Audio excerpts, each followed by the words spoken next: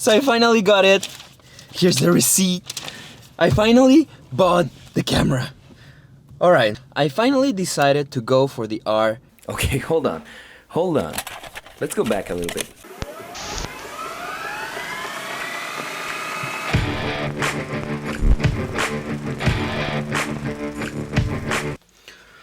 Alright, today we're going to be talking about something that has made pretty much the whole community just go crazy. And that's the two new cameras that Canon just announced. Well, about a week ago, Canon announced two new cameras that were supposed to change everything. And they did, they really did. They haven't even come out yet, and a lot of people are debating on which camera is the best. I'm talking, of course, about the new Canon EOS R5 and the R6. Those are the two new mirrorless cameras that Canon announced. Ever since that announcement, a lot of people have been debating whether they should go for the R5 or the R6. Now myself personally, I have been a victim of this little debate, and I haven't been able to choose or decide which camera I want to go for. At the beginning I thought I wanted to go for the R5, but recent events had led me to believe that the R6 is not such a bad idea. So that's why I'm making this little video. I want to decide and bring you guys along, so just that you can see my whole thinking process, and maybe if you yourself are not so sure if you want to go for the R6 or the R5, this video will help you decide which camera you want to go get yourself. So the first thing that I need to say, of course, is that I am mainly a photographer, a portrait photographer. I sometimes do landscapes and cars and animals, but mainly I focus on portraits. That's my main thing. I really love taking pictures of people, and that's what I do. I don't usually print my work, and the only times I take video or use the video is for when I do YouTube videos. That way you understand why I speak or talk about certain things the way I do, and you're not surprised when I make a decision.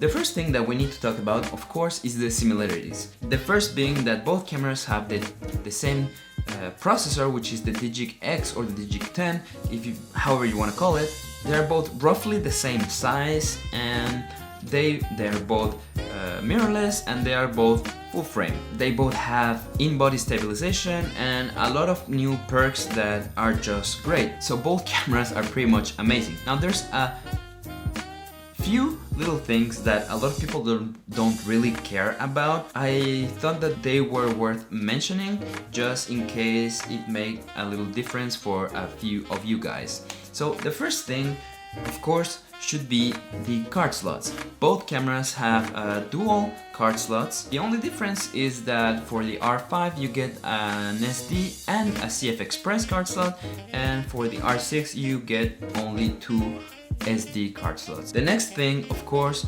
should be the overall quality of the camera. The R5, it's supposed to have a better weather seal, it's supposed to be more resistant and just better overall. It also has a little screen on top of the camera, while the R6 doesn't have that. And the last thing is the ISO. Basically the R6 has almost double the ISO of the R5, which means in theory you would get better pictures in lower light conditions than the R5. So if you are taking pictures at night, or you like taking pictures in the dark, I would start thinking about the R6 as a possibility. Now for the cream of the cream, the real differences that are making a lot of people debate. Now the first being the megapixels. For a lot of people, including myself, that's one of the, if not the main difference that's making them debate whether they should go for the R5 or the R6. The R5 has an amazing 45 megapixel sensor, and the R6 has only 20 megapixels. Are my pictures going to be really bad? Are they going to have good quality, or are they going to just not work at all? And I have been using the Canon 5D Mark IV for the past around 2 years, and it has a 30 megapixel sensor, so I would downgrade on that regard. It's not going to be an awful image by any means, it's going to be great, and you're going to be doing everything that you have been doing so far, but If your goal is to either print your work, billboards, or just big printings that you want to do, or you really want to crop your images and you tend to really crop while you're editing, I think that the higher megapixel count is going to make a bigger difference for you, of course. And if that's the case, well, I think that you should start looking a little bit closer to the R5 instead of the R6. If you don't do that and you only concentrate on Instagram or the web or Facebook or Pinterest or something like that, maybe you don't need the high megapixel count, and maybe the R6 should be enough for your needs. Now the next thing, of course, is the video specs. The R5 is just amazing. That's all that I have to say.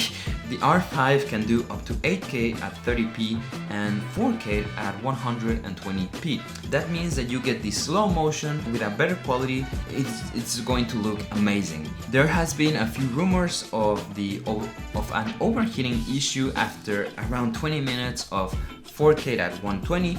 After a while, you get an overheating issue with the 8K and the 4K at 120.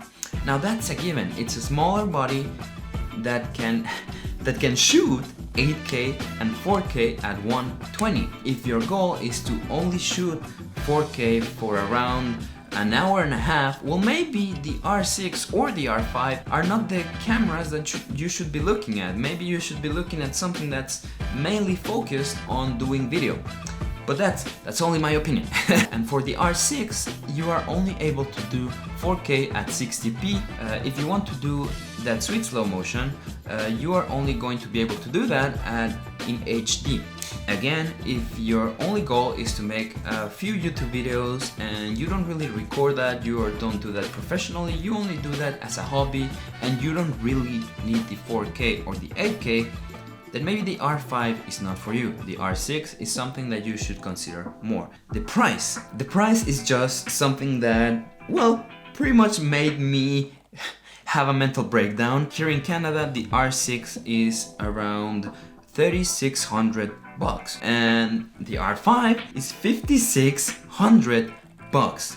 That means there's a $2,000 difference in between each camera, and the real two differences that concern me and a lot of people are the megapixel count and the video specs. So you're paying $2,000 extra for those two things, and that is something that you really need to take into consideration if you're going to invest that type of money. So that has been a big deal for me into choosing what camera I should go for. In conclusion, the pros for the R5 are basically that you get a better megapixel count, you get better specs for the videos, and you get an overall better quality for your body. And for the cons, basically is the price. And for the R6, the pros are basically ISO and the fact that you get an almost identical camera to the R5 with all the stabilization and all of that for a lower price. And the cons, of course, are the lower megapixel count and video specs. So those are the things that you need to consider for each camera. Don't really think that because everyone is going to get the R5 and it has these amazing specs that you should get it. If you're not going to really use them, then there's no point on spending the $2,000 extra. Maybe get a lens or buy other equipment with that money that you would spend normally on something that you don't really need to. But if you have a lot of money, by all means, go. So yeah, I think it's time to go actually pre-order one of the two cameras. So yeah, let's go ahead and do just that. Let's go.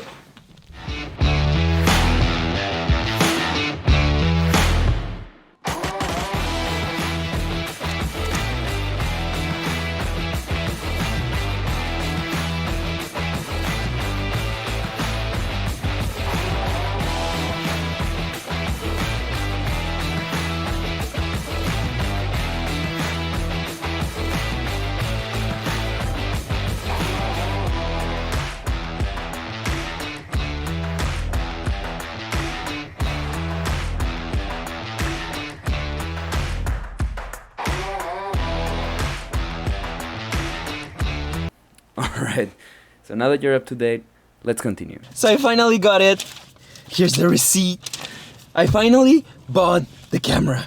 I finally decided to go for the R6. Looking at everything, I believe that I do not need, at the current moment and in the near future, I won't need either the 45 megapixel sensor or the video specs that it provides.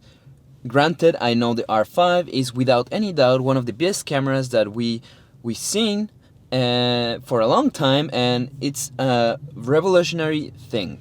But for me, the R6 is more than enough, and I'm happy to buy it. And also the price is a big factor on everything. So that's it for me, guys. I hope this video was useful for you, and I hope it helped you in some way decide which camera to go for, either the R6 or the R5. Enjoy your summer, go play outside with your camera, and I'll be seeing you guys in the next one. Bye bye.